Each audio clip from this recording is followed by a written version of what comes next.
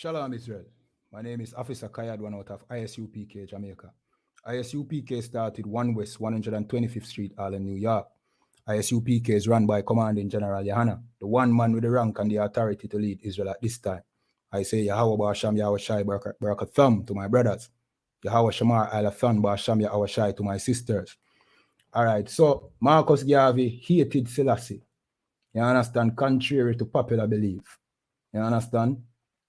And the question is, why are people still following Haile Selassie, knowing that Marcus Garvey did not like Selassie? Is the question. Why do we still have Rastafarians here in Jamaica still calling themselves Rasta, which is Selassie's title?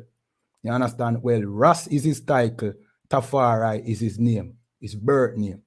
You understand? Why are there still people here in Jamaica following Rastafari when Marcus Garvey, who is said to be his prophet, did not even like him? You understand? We're going to show you what Marcus Garvey really thought of Haile Selassie. In the meanwhile, just like the video, share it around, subscribe to this channel. You understand? And if you have questions or a comment, you can just leave it in the comment section. You understand? All right, so before we go there, see, let me just give the foundation of Rastafariism. You know what I mean? Haile Selassie is regarded by the Rastafari fraternity as the incarnation of God. You know what I mean? To unify all the peoples of Africa and the human race. Of course, enough Rasta say them don't consider him God, but you know what I mean? Initially, they considered him God or the Christ. Then, the name of the movement came from Rastafari, a combination of his name and the noble title Ras, which translates to prince. Marcus Garvey's teaching greatly influenced the formation of the Rastafari movement. Let me read that again. Marcus Garvey's teaching greatly influenced the formation of the Rastafari movement. Although Marcus Garvey never actually followed Rastafariism or believed in it, he is considered to be one of the movement's prophet. You know what I mean? And that is popular sentiment that Marcus Garvey is a prophet, and he prophesied about Marcus Garvey, about Haile Selassie. See? Let me continue reading. He is considered to be one of the movement's prophet because it was his ideology that eventually grew into the Rastafari ideology. Let me read that again. It was his ideology that eventually grew into the Rastafari ideology. Garvey proclaimed that black people should look for the black king who would be crowned in the east. You understand? Listen to this carefully. Because this king was the black redeemer and deliverer. When he left for the United States, many of his followers still gathered together. Let me read that again. When he, who's Marcus Garvey, left for the United States, many of his followers still gathered together, but had no leader to follow. You understand? And that is the reason why people praise Haile Selassie today, because Marcus Garvey was their leader, and after Marcus Garvey left for the United States, they had no leader to follow. So they remember this saying that he had, that he said, look to the east for the crowning of a black king. You understand? And because Marcus Garvey was not here in Jamaica to tell them that, no, I am not talking about Selassie, them start to worship Selassie when he got, you know what I mean, when he got crowned emperor of Ethiopia. You understand? But what did Marcus Garvey really think about Haile Selassie? We are going to show you. Remember to like the video. Share it around on all social media platforms. Share to your Rastafari brethren. Zine? Yeah, man. Share it around. All right. So, this is... One second. This is an excerpt from one of Marcus Garvey's editorials. You understand? Meaning Marcus Garvey wrote this. It said, failure of Haile Selassie as emperor. When the fact of history are written, Haile Selassie of Abyssinia, which is Ethiopia, will go down as a great coward who ran away from his country to save his kin and left the millions of his countrymen to struggle through a terrible war that he brought upon them because of his political ignorance and his racial disloyalty. That is Marcus Garvey. Of course, we know that Marcus Garvey offered to support him in the battle to fight Mussolini because Marcus Garvey had a great following. You understand? Haile Selassie spurned at Marcus Garvey's offer, meaning disrespectfully, you know what I mean, looked down upon it and rejected it. You understand? And Marcus Garvey saw him as a coward because he went to his, you know what I mean, to the oppressor for help instead of seeking the help of the black people who, you know what I mean, considered Haile Selassie and his people one of them. Haile Selassie looked down on black people and did not identify himself with black people. You understand? And Marcus Garvey saw that and began to talk out against him. See, let me continue reading. It is a pity that a man of the limited intellectual caliber and weak political character like Haile Selassie became emperor of Abyssinia at so crucial a time in the political history of the world. You understand? Unfortunately, Abyssinia lost the control and influence of his political personality. Let me continue. Let me scroll down to, you know what I mean, to the second paragraph. See, it says, every Negro ashamed. This is Marcus Garvey writing, you know. Every Negro who is proud of his race must be ashamed of the way in which Haile Selassie surrendered himself to the white wolves of Europe. These are statements, Slakia, these statements may be considered very severe, and in fact, they are.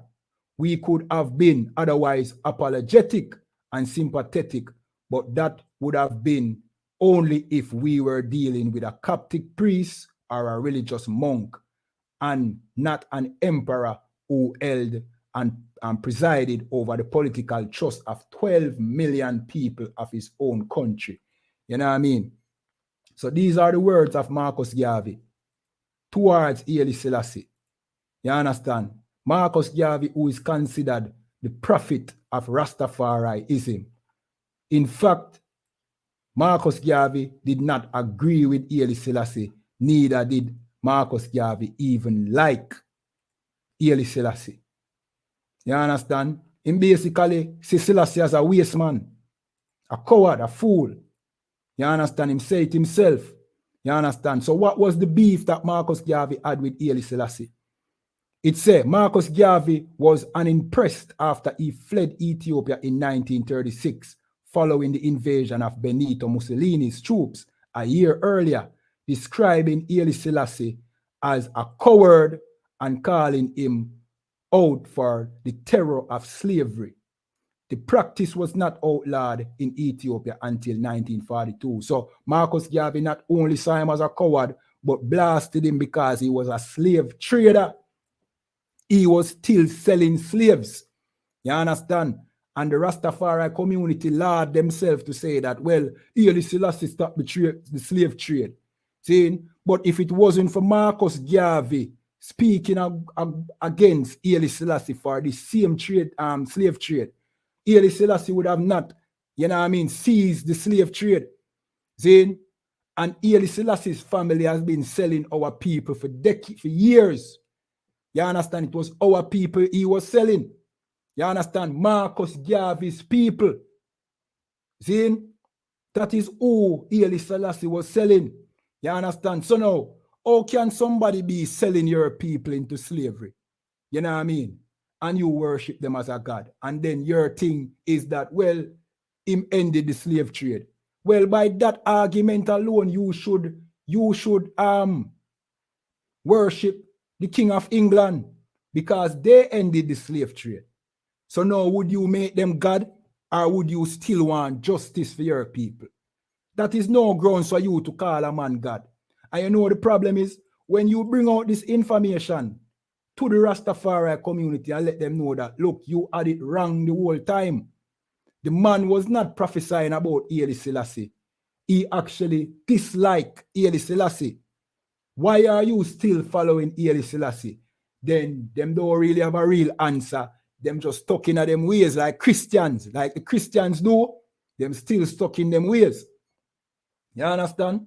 and don't want to stop follow this heathen who did not even see our people worthy to give him support to fight his enemies. You understand? Instead, he turned to our slave master for help to show you who he aligned himself with. Haile Selassie chose our slave masters for help over us. And you worship Haile Selassie as God. Haile Selassie, who was good friends with Queen Elizabeth, yet still you born Queen Elizabeth, which we born Queen Elizabeth too. But your God was good friends with Queen Elizabeth. Your God was a Christian just like Queen Elizabeth. You understand? But you worship him as God. You know what I mean? And many of you, when you find out that Marcus Garvey did not like Haile Selassie, you turn on your own brother and defend Haile Selassie. You understand? You sell him out for rice and peas. Because you are no different in the Rastafari community. You sell out your own brother for your heathen. When Haile Selassie is just a filthy, disgusting Ethiopian that hate us. The people over there in Shashamane land who went because you told them to go over there because Selassie gave them land. They were being discriminated by the Ethiopians. And you people never come out and say, well, our people are being discriminated against. We keep it a secret. You understand? And pretend like nothing is happening. And now the Shashamane land is practically empty. And there's a civil war over there right now between Ethiopians and Ethiopians. Where is the support and the help for the people over there in Shashamane that you convinced to go over there because you love this Eden named Selassie? There is none, and nobody is coming out to talk and say, well, you know what I mean, we need to get them some support and help. You understand? That shows you what you think about your people, you know what I mean, and what you really, or you really serve the other nations. You understand? All right, so this it is the book of Psalms 68 and 31. You know what I mean? The scripture that they say, well, Marcus Garvey was referring to this scripture still, but he was not talking about Selassie. So let we jump to the book of Psalms. You understand? We're not going to read this article. You can read it on your own. You know what I mean? This is let me tell you the article's name. This is Black Agenda Report.com. See? So we're gonna go to the scripture that Marcus Garvey. I remember, you know, Marcus Garvey was not an expert on the Bible, you know. Marcus Garvey was just a black revolutionary who wanted to see better for his own people. Marcus Garvey was not in the truth like we in the I.S.U.P.K. He did not know that we were Israelite. It was just a black man who did not have enough knowledge but had enough love for his own people. And him could see through Selassie's bullcrap. You understand? Because he loved his people and took pride in his people and saw that Selassie, you know what I mean, was indifferent to his people. You understand? So let me read. Zin. This is the book of Psalms, chapter 68, and let me start at verse 28. And it said, thy God has commanded thy strength. Strengthen, O God, that which thou hast wrought for us. Because of thy temple of Jerusalem shall king bring present unto thee. Right? I want to listen carefully, you know. This is not talking about loving the Ethiopians. See? So it says, to the Most High's temple in Jerusalem, king shall bring present. They are going to bring present for thy temple at Jerusalem. Which kings it talk about? Let me continue reading. Let's jump to 31. Princes shall come from Egypt. So these are the kings and the princes who are going to bring presents to Jerusalem. Ethiopia shall come stretch out her hands unto God, meaning they are going to come with wolipa, you know what I mean, resource. And we know that this happened during the time of Solomon, and this will happen again. Because we know the Queen of Sheba came, you know what I mean, with presents to King Solomon. You understand? We know that story, and this was David, Solomon's father, prophesying what would happen to his son. And this will happen again. So the Ethiopians are not being lauded.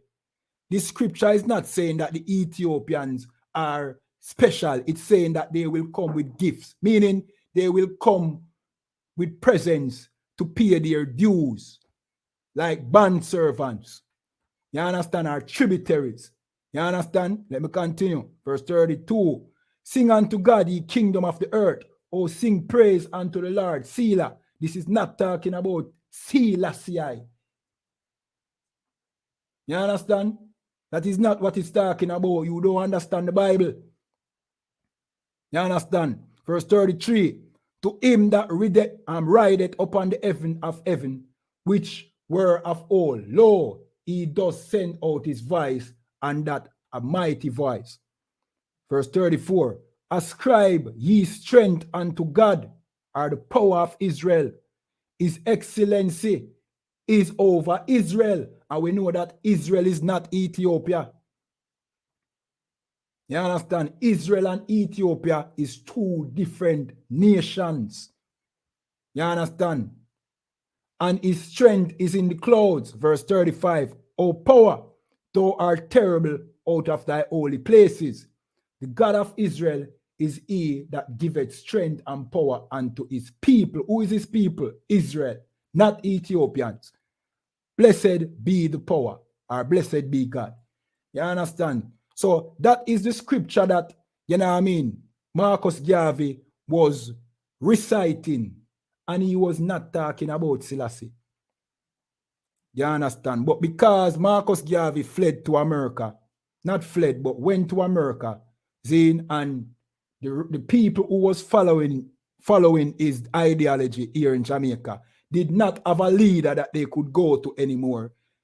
They misunderstood his statement and thought it was talking about Selassie, when in fact, Marcus Garvey did not like Selassie. You know what I mean? Marcus Garvey saw Selassie like a little waste man. And that is what our people need to understand. And with that, like this video, share it around, leave your comments, you know what I mean, and your questions, you know what I mean? Yeah, man. And with that, this is ISUPK Jamaica. Shalom.